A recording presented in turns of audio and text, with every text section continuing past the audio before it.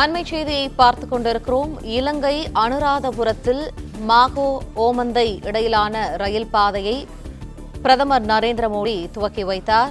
இலங்கை அதிபர் அனுரகுமார திஸ்ஸநாயகவுடன் இணைந்து பிரதமர் மோடி துவக்கி வைத்தார். கூடுதல் தகவல்களை எமது செய்தியாளர் பிரபுராவ் வழங்க கேட்போம். பிரபுராவ், வணக்கம். விவரங்கள் என்ன? அரசுமுறை பயணமாக கடந்த வெள்ளிக்கிழமை மாலை இந்திய பிரதமர் நரேந்திர மோடி இலங்கைக்கு சென்றிருந்தார். அங்கு அவருக்கு ஒரு சிறப்பான ஏற்பாடுகளை இலங்கை அரசு செய்திருந்தது.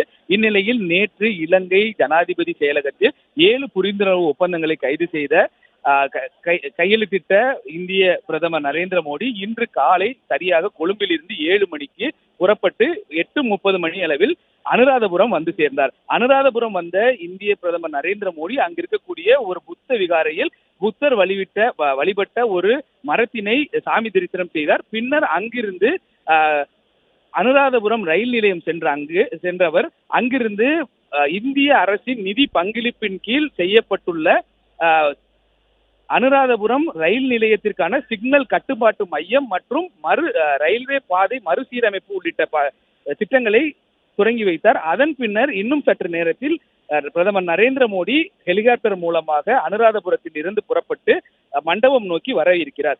இந்த நிகழ்வின் போது இலங்கையின் ஜனாதிபதி அனுரகுமார திஸ்ஸநாயகா மற்றும் இலங்கை பிரதமர் உள்ளிட்டோர் கலந்து கொண்டனர். நன்றி பிரபுராவ், விரிவான தகவல்களுக்கு.